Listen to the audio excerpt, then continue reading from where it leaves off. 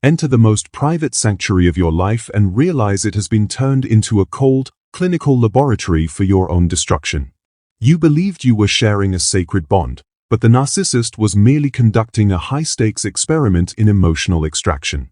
We are pulling back the heavy, velvet curtains today to expose the 8 twisted behaviors that these predators secretly crave, not because of passion, but because of their pathological need to own your soul. This is the secret knowledge that no one wants to discuss in the light of day. Why do you feel so profoundly empty after a moment that was supposed to be beautiful? It is because you were not being loved. You were being siphoned by a ghost who has no heartbeat of their own. Have you ever felt that skin-crawling sensation that you are being watched by a stranger even when you are in the arms of your partner? The narcissist doesn't look into your eyes to find your spirit.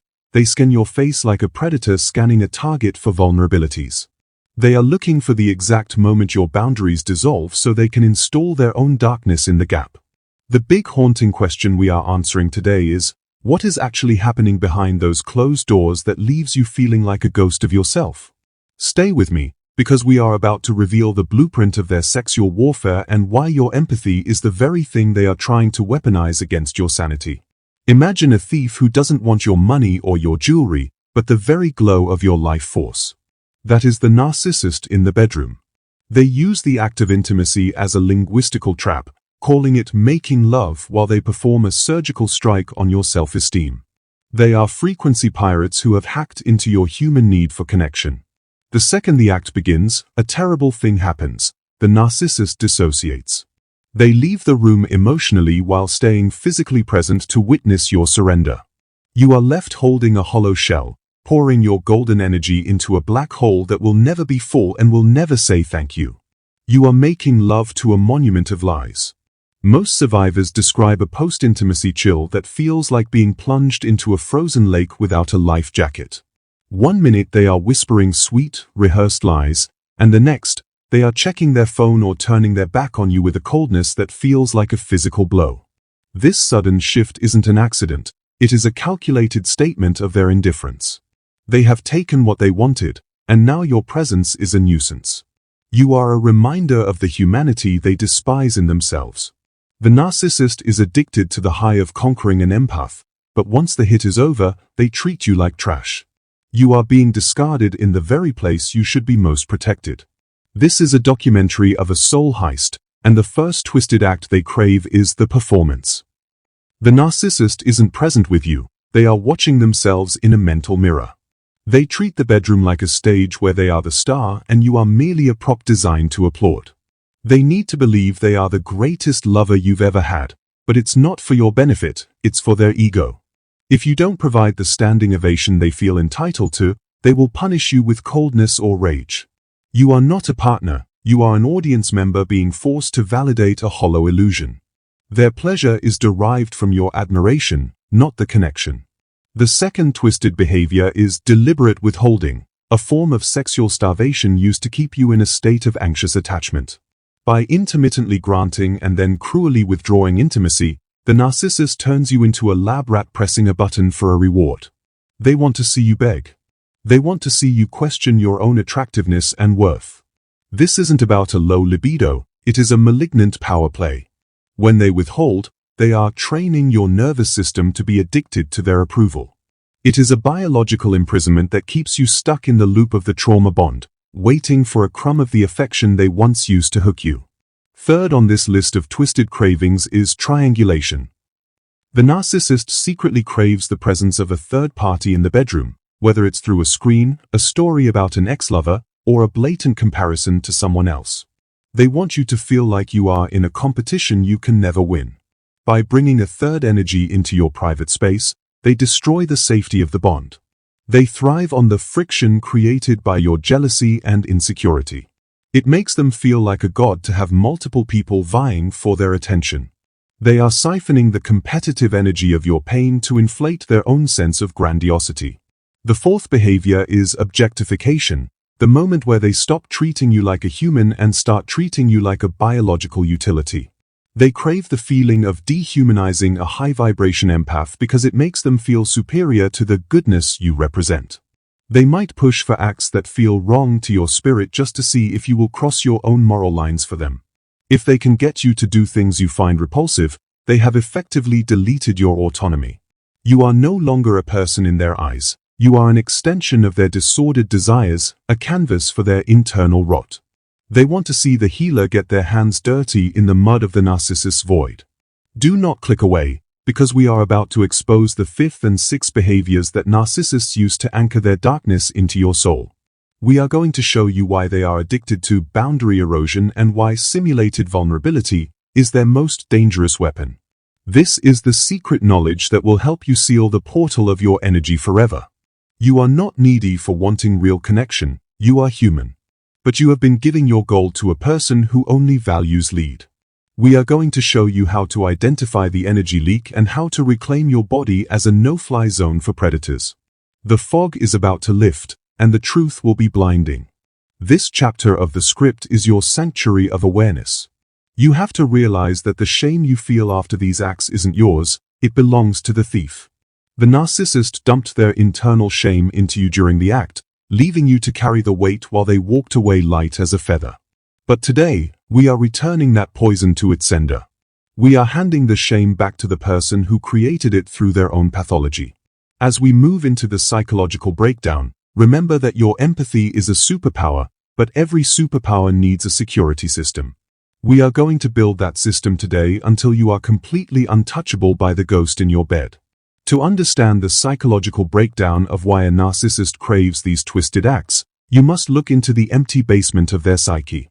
A narcissist is a person whose inner core has been dead since childhood, leaving them with no way to generate their own warmth or self-esteem. They are biological sirens who lure empathic ships into the rocks just to steal the cargo of their souls. When they crave these acts, they are looking for a battery swap. They want to take your fully charged spirit and leave you with their dead one. This is why the post-act exhaustion you feel is so profound. You have literally been siphoned of your life force by a hungry ghost. Metaphorically, the narcissist is a shadow trying to consume a sun. They are addicted to the high they get when they are physically close to a high-vibration person because it makes them feel real for a few fleeting minutes. But because they have no internal vessel to hold the energy, it leaks out almost immediately. This is why they become bored or hostile so fast after the act is over. They are like a junkie who just had a fix and is already worrying about where the next one is coming from. They don't want you, they want the U-shaped energy that allows them to pretend they have a soul for one more night. They are frequency parasites feeding on your light. Their fifth secret craving is boundary erosion, a tactical strike against your self-respect. They will slowly and methodically push for things that you've explicitly said no to, often using humor or fake affection to mask the intrusion. They want to see your no turn into a maybe, and then into a yes. Every time you yield, the narcissist gets a dopamine hit of omnipotence. They have proven that your boundaries are optional and that their will is superior to yours. This is the psychological colonization of the empath. By breaking your boundaries in the bedroom, they make it easier to break your spirit in every other area of your life. The sixth twisted act they crave is simulated vulnerability. They will fake a moment of deep, emotional crying or a confession of a traumatic past right before or during intimacy. This is the ultimate hook. They know your empathic heart cannot resist a person in pain. They are manufacturing a false bond to get you to lower your defenses. It is a cinematic performance designed to make you feel like you are the only one who truly understands them. But it is a trap. The second you open up, they use that information as leverage to destroy you later. They are using your compassion as a crowbar to pry open your soul for a final extraction. Imagine a radio that can only echo the signals it catches from others because it has no original programming. The narcissist has no soul signal, so they mirror your passion and your words to create a false bond. This is intermittent reinforcement at the biological level. Your brain releases oxytocin, the bonding hormone, and the narcissist hacks this process to create a trauma bond that feels like destiny. But the bond is only on your side. On their side, it is a contract of exploitation. They are billing you for the attention they are giving you, and the price is your mental stability. They are trading their lead for your gold in every single encounter. Their seventh craving is ritualistic degradation. They crave the feeling of making a high-value person feel low value. They might use subtle insults disguised as constructive criticism or dirty talk that feels genuinely mean rather than playful. They want to see the light in your eyes dim. They want to see you accept their projection of being dirty or inadequate. By degrading you, they temporarily escape the crushing weight of their own self-hatred. They are offloading their internal rot into your clean vessel. They are siphoning your dignity to patch the holes in their own shattered ego. It is a cycle of spiritual contamination that leaves you feeling heavy. The eighth and perhaps most twisted act is the post-act discard, the moment they emotionally disappear while your body is still warm. They crave the power of showing you that you mean nothing to them the second they've had their fill. This is the final statement of their dominance. They want to see you gasping for a connection that they've already switched off. It is a psychological cliff they throw you off every single time. They thrive on the dissonance between the intimacy of the act and the coldness of the aftermath. It proves to them that they are the one in control of the reality, while you are just a passenger in their dark car. Let's look at the metaphor of the mirror one more time. A narcissist uses you as a mirror to see a God image of themselves. When you are making love, you are looking at them with awe and adoration. This is the supply they crave most. But the second the adoration stops, the second the act is over, the mirror is no longer needed. They turn the mirror to the wall with a coldness that feels like death. This is why they discard your emotions so quickly. You have served your functional purpose for the hour, and now you are just clutter in their room of shadows. They are incapable of mutuality because they are too busy worshipping their own reflection. The narcissist is a frequency parasite who jams your internal signal. They condition you to only feel pleasure through their approval, which they withhold like a weapon. By intermittently granting and then denying intimacy, they turn you into a beggar for your own affection. This biological grooming is the most terrifying part of the sexual Cold War. They are rewiring your brain to crave the predator. They want to make sure that even when you are away from them, your body is still screaming for the fix that only they can provide. They are owning your biology to ensure your eventual psychological collapse. They are the architects of your internal prison. This psychological breakdown reveals the pathology of the performance you've been living in. You are dealing with a broken machine that simulates humanity to harvest energy. The terrible thing is that the connection you felt was real, but it was only real for you. The narcissist was just running a program to extract your light. As we move into the dramatic turning point, we will see what happens when the empath finally wakes up mid-program. We are going to show you the plot twist that occurs when the host stops providing the energy. The power shift is coming, and it begins with your awareness of the theft. The predator is about to lose its prey. The dramatic turning point arrives the moment you realize the silence after intimacy isn't peace, it's indifference. For years, you've been making excuses for their coldness, but suddenly, the fog clears with a violent snap. You look at the person lying next to you and you realize they aren't there. You see the hollow space where a soul should be. This is the psychological plot twist. You are no longer reaching for them, you are observing them. The power dynamic shifts in a single, silent breath of clarity. You have stopped reacting to the vacuum. You have stopped trying to fill the void. The empath has become the witness to the predator's emptiness. Watch the narcissists panic when their primary hook, intimacy, no longer triggers your compliance. They can sense the energetic detachment immediately.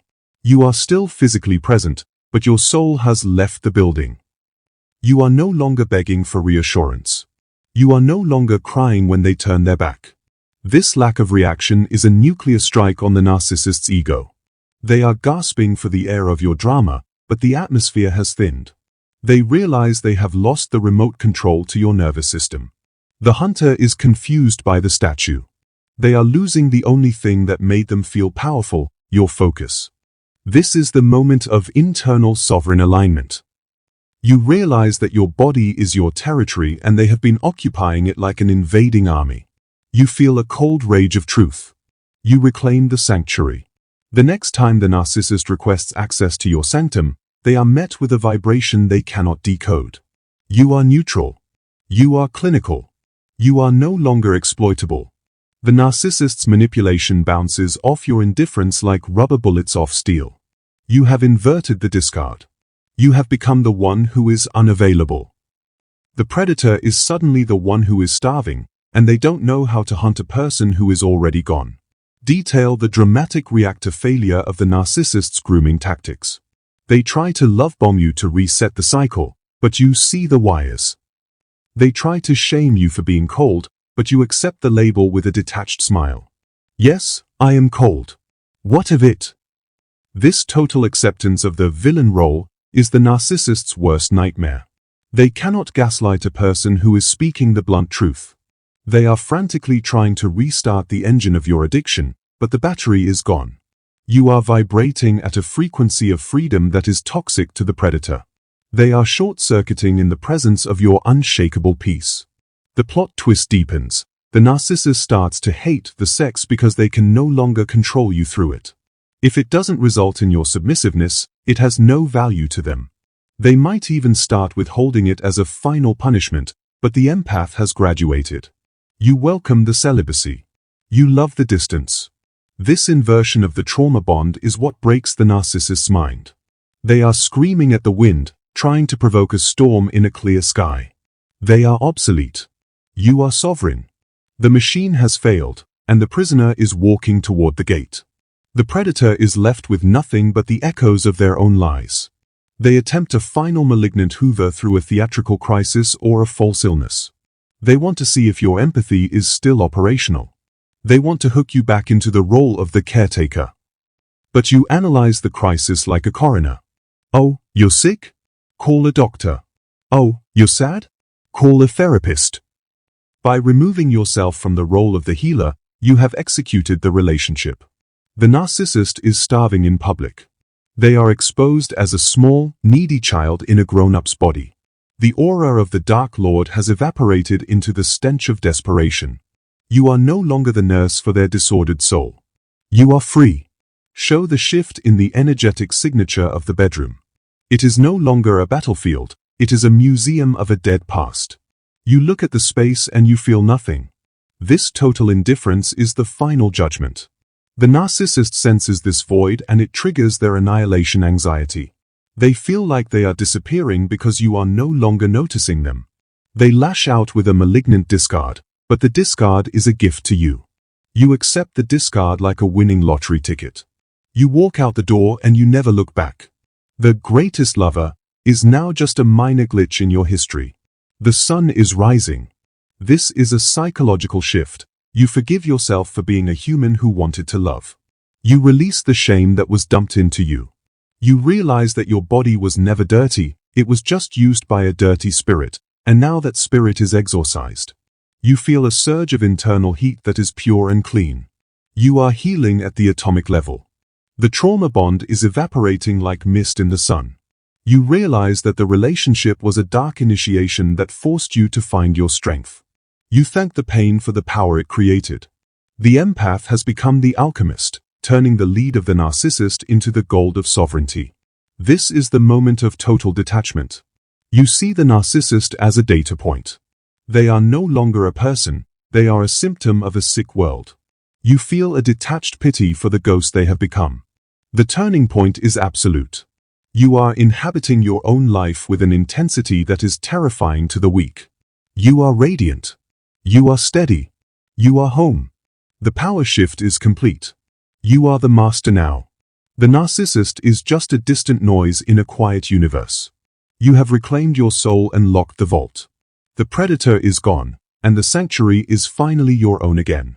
As we move into the collapse, remember, the narcissist depends on your reflection to feel real. By withdrawing the mirror, you have deleted their existence in your universe. They are going to panic. They are going to burn their own life down to get your attention. But you are no longer the firefighter. You are watching the fire from the high ground, safe in your sovereignty. We are about to witness the total internal collapse of the abuser as they realize that the empath they used is finally, irrevocably, and beautifully free. The 8 twisted acts have lost their power, and the predator is finally hitting the floor. The end is brutal. The collapse of the narcissist's internal reality is a spectacle of desperate void. When the empath is truly recovered and detached, the narcissist loses their primary battery. They are forced to look at the monstrosity of their own soul with no reflection to gild it. This is narcissistic mortification. They experience a psychic implosion that exposes their true nature to the world. You will see them acting out with increasing recklessness. Their lies become sloppy. Their mask becomes translucent. They are choking on the ash of their own failures. They are siphoning air from a vacuum, and the pressure is starting to crush their fragile ego. Their social consequences are swift and public. As the recovered empath moves through the world with cold clarity, the smear campaign evaporates. The truth has its own gravity. People start seeing the pattern the narcissist left behind. The flying monkeys start falling away as they sense the rot. The narcissist is isolated in the social desert they designed for you. This irony is perfect justice. They are the one who is now socially devalued. They are the one who is labeled as toxic. They are locked in a reputation they cannot rewrite. The monster is caged by the truth, and everyone is watching the bars. The internal panic of the narcissist becomes a constant screaming for supply that no longer exists. They look for you in every face they exploit, but no one can reflect the God image you once gave them. They are starving for the high-grade empathy they discarded. They realize they killed the golden goose. This regret isn't love, it's hunger. They hate you for being happy without their permission. Every smile you have is a stab to their insecurity. They are trapped in a mausoleum of unfinished destruction. The void is expanding, and there is no one left to fill it. They are drowning in their own nothingness. Watch the harsh truth of their new supply. They look old. They look gray. They look diminished. The energy they stole from you has expired, and they have no internal reactor to generate more. They are cursed to repeat the same loop with lesser and lesser souls until they draw their last breath. They are trapped in a B-movie of their own making, haunted by the memory of the one who got away and found the sun. They are obsessed with the fact that you are untouchable. Their rage is turning inward, eating the last of their humanity. They are a broken machine running on empty, waiting for a spark that never comes. The tone here is brutally cold and analytical. The narcissist is a parasite that underestimated the host. By reclaiming your body and your soul, you have executed the predator. They are the walking dead, carrying the corpse of their own ego. They hate you for surviving their sexual warfare. They hate you for being whole in a world they told you was a killing flaw. Every breath of peace you take is a poison to their delusion. They are collapsing into the center of their own nothingness. The final discard was yours, and it was lethal. You have signed the death warrant of the trauma bond, and the ink is permanent. Internal panic leads to pathological stalking of your success. They analyze your every win, searching for a sign of weakness or a sign of return. But they find nothing but strength. This strength is traumatic to the narcissist. It debunks their God complex. It proves they are just a glitch in your evolution. They are screaming from the shadows, trying to cast a spell that your nervous system no longer decodes. They are irrelevant. This irrelevance is the final consequence of their evil. They wanted to be remembered as a god, but they will be forgotten as a malfunction. You are the future, they are the debris. The social discard concludes with the final isolation. The flying monkeys have woken up. The family has distanced themselves. The narcissist is left alone with the ghost of the one they couldn't destroy. This isolation is the mirror they feared their whole life. In the silence, they are forced to hear the echoes of their own lies. They are obsessed with you because you are the only thing that feels real in their world of shadows. But you are a memory they can't command. They are stroking the air where you used to be. They are nothing. They are a hollow sound in a quiet room. The collapse is complete. This brutally truthful analysis reveals that the narcissist failed because they underestimated the resilience of the spirit. They thought they could starve the empath's morality, but they only forced the empath to hibernate and grow stronger. Once you wake up and forgive yourself, you are invisible to their manipulation. The narcissist is a shadow that cannot exist in the presence of your physical truth. They are disintegrating. The acting out was your incubation phase, and you have emerged with new skin. You have inverted the trauma into vitality. The narcissist is a dead signal. You are the music. intensify the collapse. You watch their destruction with a sense of sacred justice. You don't feel vengeance, you feel order. You see that the world is actually safe because you are the one who commands your biological energy. The narcissist's rage is a distant noise that no longer triggers your adrenaline. You are healing at a speed they cannot match. You are living at a depth they cannot reach. The collapse is the final closing of the sexual narrative. The monster is dead, and the sanctuary is quiet. The end is brutal, correct, and final. You have reclaimed the temple from the moneylenders. As we enter the final truth, look at the ruin of the abuser and realize, you are the final truth. The deviance was just a testing phase for your spirit. You have found the key. You have opened the door. You have walked into the world and your spirit embraced you. The final truth is cinematic, empowering, and saturated with radiance. The collapse is complete. The sunrise is spiritual. You are free to build a world where predators are nothing but ghosts in the distance. You are the one who survived the extraction. You are the one who kept the light. You are sovereign. We have reached the final truth, the cinematic closing where the hooks of the past are melted by the heat of your presence. The final truth is this: your acting out was never you. It was the shadow of the predator cast upon your soul. Today, the sun has risen, and the shadow has nowhere to hide. You have realized that you are the master of your own territory. You don't need permission to be clean, to be whole, or to be sacred. You are sovereign. The deviance was just the final winter before a permanent spring. You have outlived the parasite, and your garden is blooming with truth.